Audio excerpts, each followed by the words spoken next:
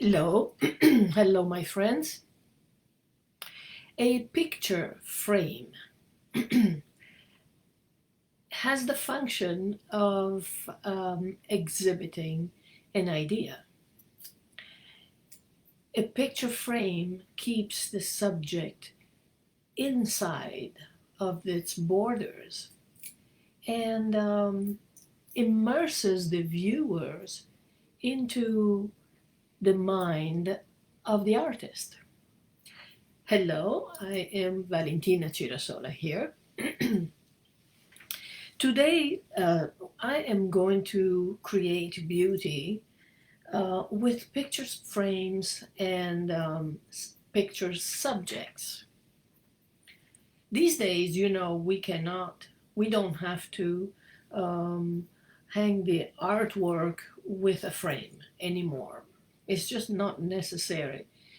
Many artists these days wrap the design around the canvas, so it's kind of finished. It's a finished work. You don't need to have a frame. And you don't have to also match the frame with another frame, another picture next to it or all the frames in the house. It's just not necessary. The rule is that there is no rule. um, Gold frames, silver frames, natural wood, painted wood, they can all go together and look very, very nice as long as the picture is illuminated properly, displayed in a manner artistically mannered, and not discombobulated here and there. I see sometimes a picture very close to the ceiling, and that's not a good thing. The picture should be at viewer height, okay? And you say, what if there are one very tall and one not so tall? Well, you choose the middle way, okay? That both can have a direct look into the picture, not any higher or under the ceiling almost. I see that very, very often. So, and illumination is also very important. You can have few spots light or directional lights that you can change them as you like, or you can have a line of spots that include all the pictures, or you can have just a simple light over a picture, but you don't want to illuminate each picture individually. The idea is to grace the wall. The idea is to illuminate the wall is if it is one thing, and you can have a gallery walls like all paintings together, right? So when choosing a picture frame, if you have to choose a picture frame, then there are a few elemental items or things that you need to remember. For instance, does the picture have a um, a direction, a perspective, I would say, a perspective point? If so, then the best frame for that is a concave frame. I will show it to you just to give you an idea. They don't have to be this one. Obviously, they can have a different style. See this? Hello.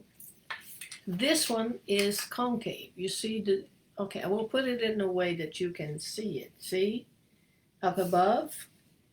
This type of pictures, if there is a perspective, let's see if I can picture me in the perspective with Paris in the back. I can't do it. I can't get used to this camera. It is all the opposite. Anyway, I can't do it. I can't put a perspective on me.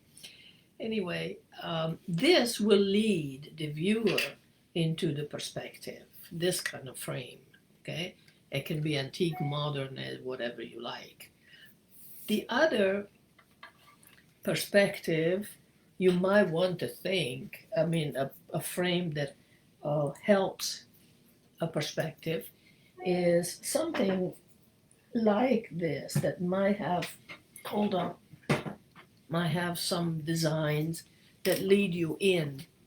Okay, this one, it wasn't like this. I bought a frame. It was just natural wood. I bought the frame at a charity shop. Now, I tend to do all my pictures frames in my house. I have done, let's say 90% of the picture frame, I've done it myself. But here I chose these lines. You see these lines that lead you in because the perspective point is right here in the face and the hands of the woman. That's one perspective point. It's called one point perspective. And because of the subject is very soft and antique, it's a woman of the 1800s, and the colors are soft. I wanted to use the same rose color mixed with the opposite because it's good to put the two colors together. They say the opposite attracts and these attracts. So it is, see the line leads you in. Are the same, the design is the same color as the dress, and it basically works. Even though this is a flat frame, is not concave, it doesn't bring the eye to the frame, but to the center. Okay? Now, and this is one that I've done, but many in my house, I've done it myself. The opposite happens if you don't have a perspective and you have a very decorative frame. The eyes will go out to the frame and not to the subject. That's what will happen. So that's one thing you need to consider.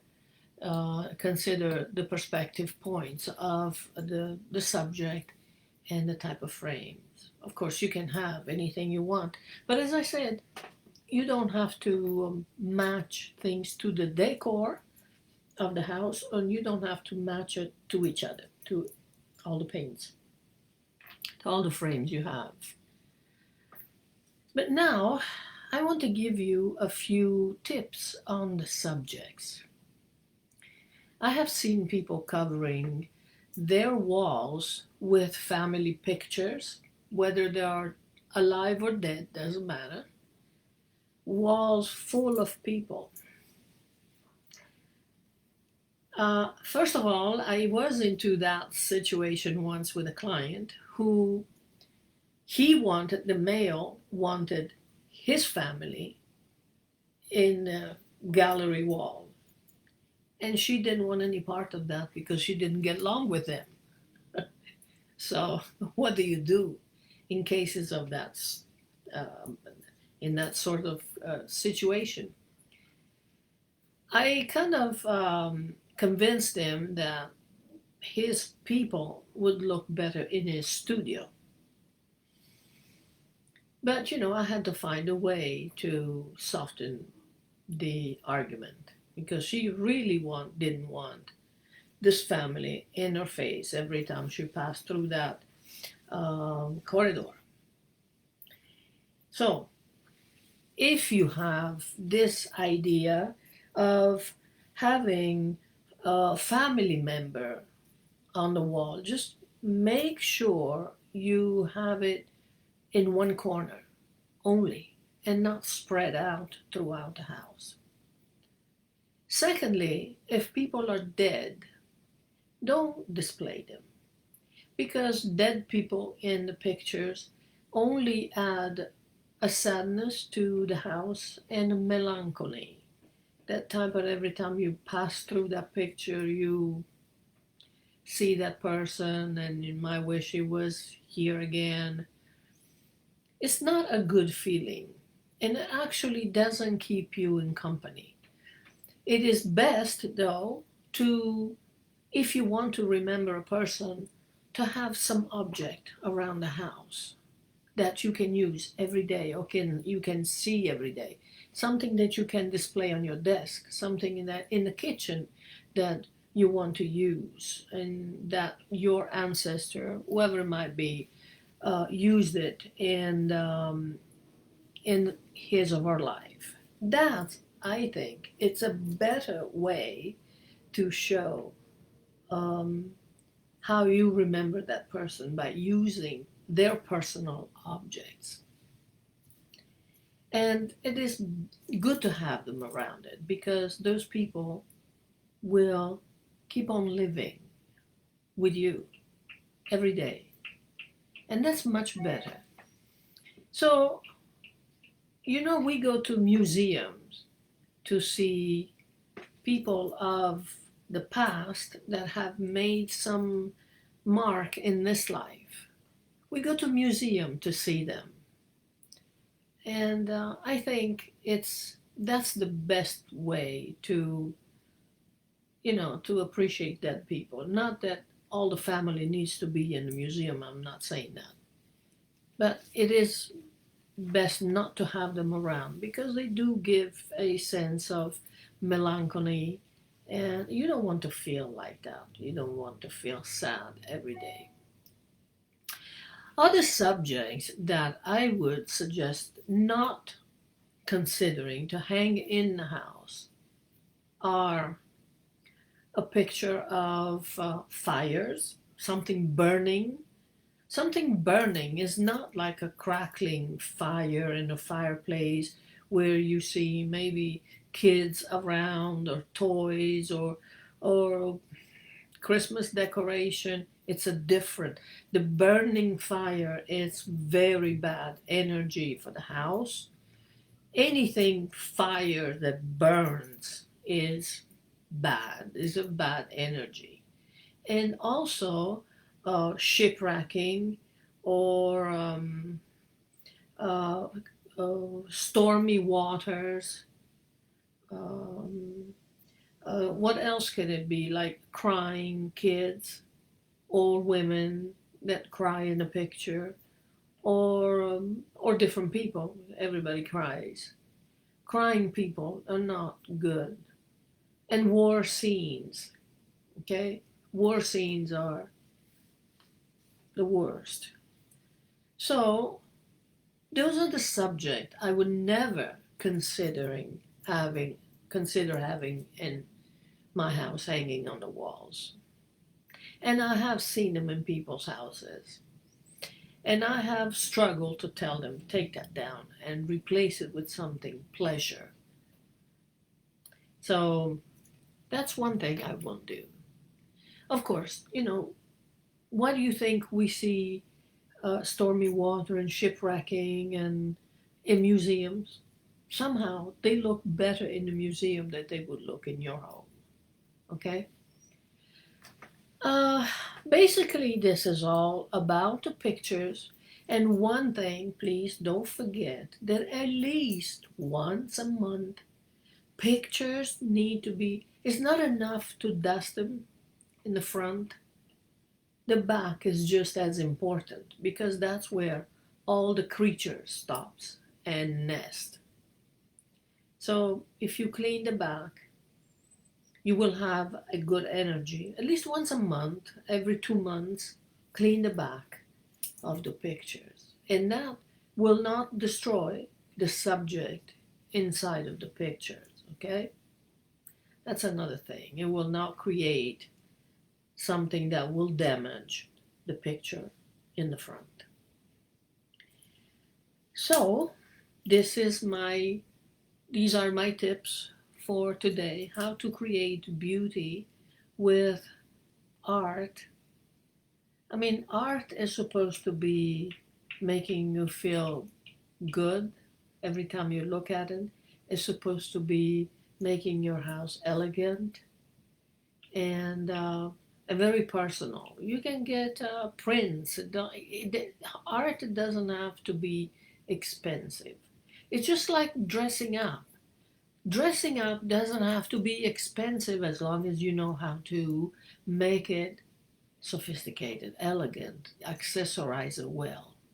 So things don't have to be what they are. You don't have to have a Picasso in your home to say you have an elegant home. You can have prints and still have an attractive home, artistic home. So until next Thursday and the next episode of Create Beauty Every Day, do not forget to add beauty in your day. Every day. It is so important. We only see ugly things these days. And when you want to come home, or when you want to look at yourself, look at it with a different eyes. Look at it as beauty. You must have beauty. And that's what I want. That's what I want to contribute to this world. To have beauty every day that you can enjoy, and also show other people how to do it. It's not that difficult. Okay?